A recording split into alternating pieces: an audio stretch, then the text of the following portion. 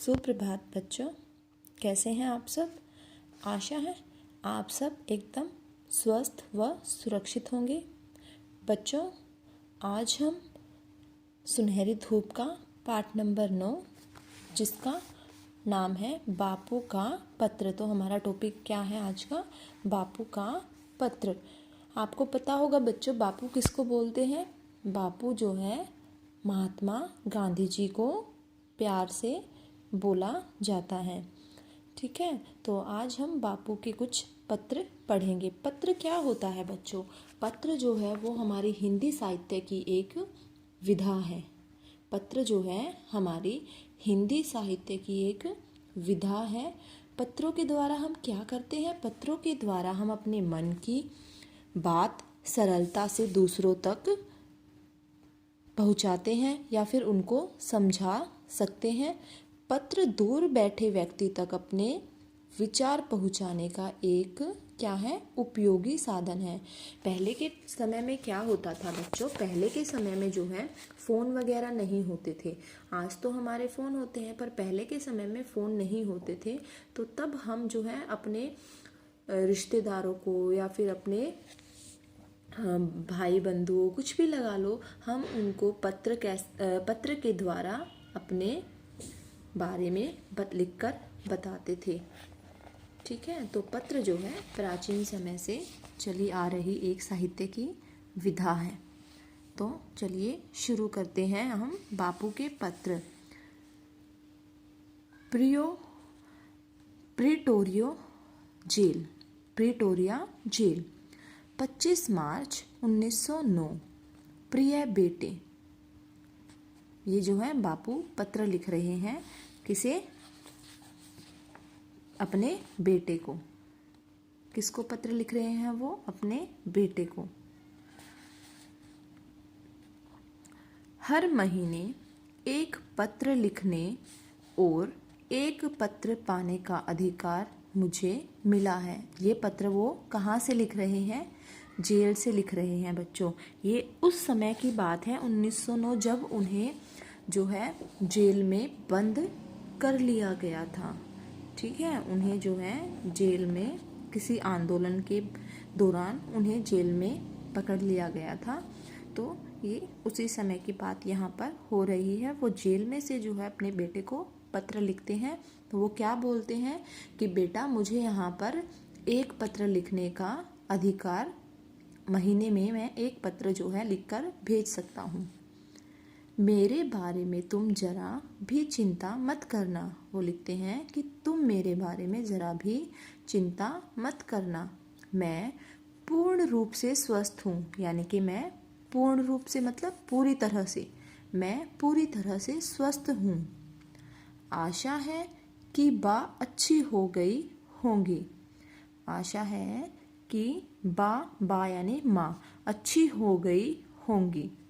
मुझे मालूम है कि तुम्हारे कुछ पत्र यहाँ आए हैं, लेकिन वे मुझे नहीं दिए गए। मतलब वो पत्र केवल लिख सकते थे, पर उन्हें जो है पत्र मिलते नहीं थे। फिर भी डिप्टी गवर्नर की भलमनसी से मुझे मालूम हुआ। भलमनसी यानी कि उनकी सज्जनता, मतलब उनकी सज्जनता से मुझे मालूम हुआ। सज्जन लोग मतलब जो अच्छे लोग होते हैं, ठीक है, कि बा का स्वास्थ्य सुधर रहा है। कि माँ का स्वास्थ्य यानी कि उनकी सेहत, कि जो यहाँ के डिप्टी गवर्नर है वो बहुत ही सज्जन पुरुष है। तो उन्होंने मुझे बता दिया कि माँ का जो सेहत है उसमें सुधार आ रहा है। मैं अब कुछ तुम्हारे बारे में कहना चाहूँगा। तुम कैसे हो? वो जो है अपने बेटे से पूछ रहा है।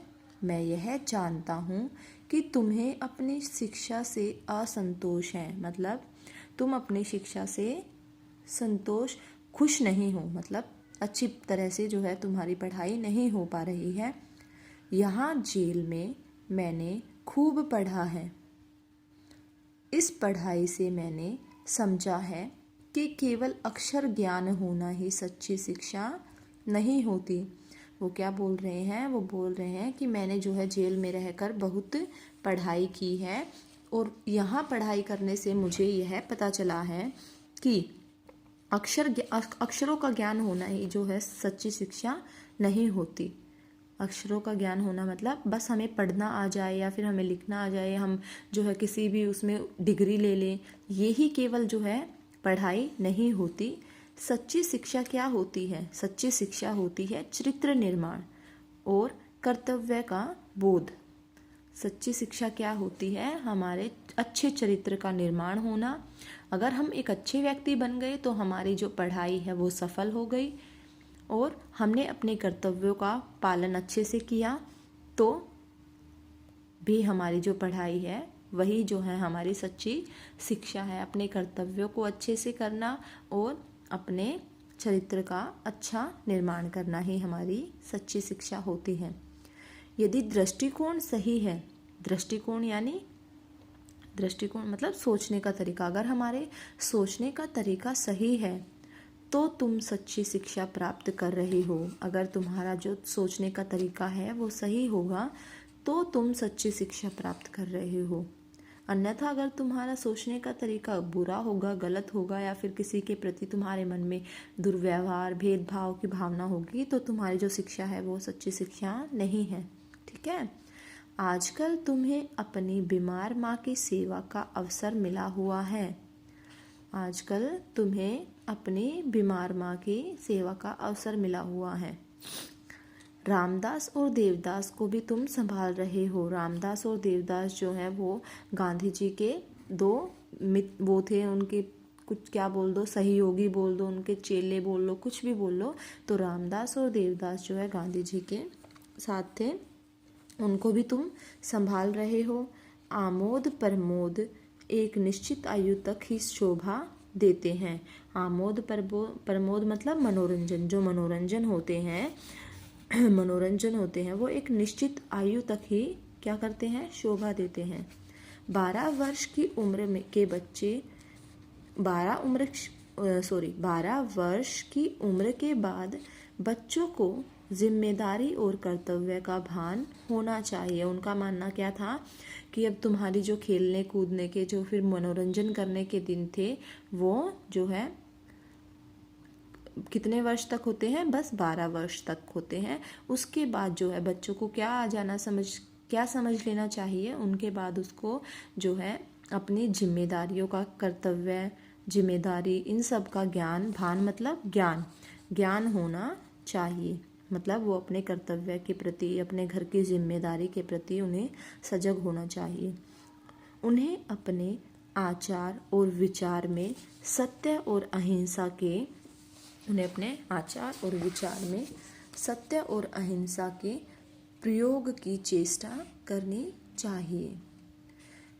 मैं जब तुमसे, चेष्टा मतलब होता है बच्चों उन्हें प्रयास करना चाहिए, कोशिश करनी चाहिए। मैं जब तुमसे काफ़ी छोटा था तो मुझे स्वयं अपने पिताजी की सेवा करने में बहुत क्या मिला था? आनंद मिला था, खुशी मिली थी कि जब मैं तुमसे भी छोटा था तो मैंने भी अपने पिता की सेवा की थी और मुझे जो है वो उनकी सेवा करके बहुत ही खुशी प्राप्त हुई थी। दूसरों पर निर्भर रहने की जगह अपने काम खुद करना अधिक सुखद है। उनका मानना क्या है कि हमें दूसरों पर निर्भर नहीं रहना चाहिए, बल्कि हमें अपने जो काम हैं वो खुद करने चाहिए। अपने कामों को खुद से प्राप्त करने से बच्चों क्या होता है? हमें एक अलग ही सुख प्राप्त होता है, एक अलग ही खुशी प्राप्त होती है। काम की अधिकता से मनुष्य को घबराना नहीं चाहिए और ना ही यह सोचना चाहिए कि यह कैसे होगा और पहले क्या करूं। उनका मानना क्या था बच्चों कि हमें ज़्यादा काम को देखकर घबराना नहीं चाहिए। कई लोग होते हैं ना जो ज़्यादा काम देखकर घबरा जाते हैं, तो हमें जो है काम को देखकर कभी भी घबराना नहीं चाहिए और ना ही हमें ये सोचना चाहिए कि मैं पहले क्या करूं और बाद में क्या करूं। जो दिखे वो अपने मन से कर देना चाहिए। शांत मन से विचार पूर्वक तुमने सभी सद्गुणों को प्राप्त करने की चेष्टा की तो वे तुम्हारे लिए उपयोगी और मूल्यवान प्रमाणित होंगे।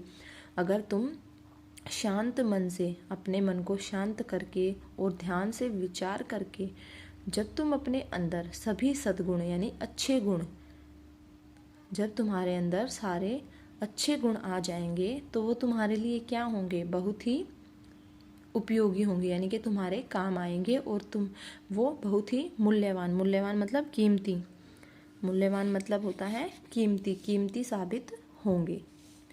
मुझे यह भी आशा है कि तुम रोज नियम पूर्वक प्रार्थना करते होगे। सूर्योदय से पहले उठकर प्रार्थना करना बहुत ही अच्छा है। ठीक है, सूर्योदय मतलब बच्चों सूरज के निकलने से पहले अगर हम उठकर प्रार्थना करते हैं तो वो बहुत ही अच्छा होता है। प्रयत्न पूर्वक एक निश्चित समय पर ही प्रार्थना हमें करनी चाहिए।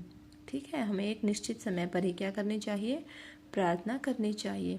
यह नियमितता तुम्हें अपने जीवन में आगे चलकर बड़ी सहायक सिद्ध होगी। यह नियमितता, नियमितता मतलब नियम के अनुसार, जो अगर तुम सारे काम नियम के अनुसार करोगे, मतलब नियम में नियम, अपने नियम बनाकर तुम उसके अनुसार अगर काम करोगे तो तुम्हें क्या होगा, जीवन में आगे चलकर बड़ी मदद मिलेगी। सिद्ध मतलब साबित, तुम्हें आगे जीवन में चलकर ये बहुत ही सहायक साबित होगी। अंत में मैं प्रेम सहित यह पत्र समाप्त करता हूँ। तुम्हारा पिता मोहनदास। तो ये था बच्चों महात्मा गांधी जी के द्वारा पत्र जो उन्होंने अपने बेटे को लिखा है, और उसे जो है कर्तव्य, अपनी जिम्मेदारी, अपने दृष्टिकोण, नियमितता, ठीक है, उन सब के महत्व को समझाते हुए वो बताया है कि सच्ची शिक्षा वही है जो हमारे एक अच्छे चरित्र का और हमें अपने कर्तव्यों का पालन करने का क्या देती है, साहस देती है, या फिर हम अपने कर्तव्यों का पालन, उनका निर्वाह ठीक ढंग से कर पाते हैं और अपने अच्छे चरित्र का निर्माण कर लेते हैं, तो वही जो है हमारी सच्ची शिक्षा होती है। तो ये था बच्चों हमारा पाठ नंबर 9 बापू का पत्र। आज के लिए इतना ही। धन्यवाद।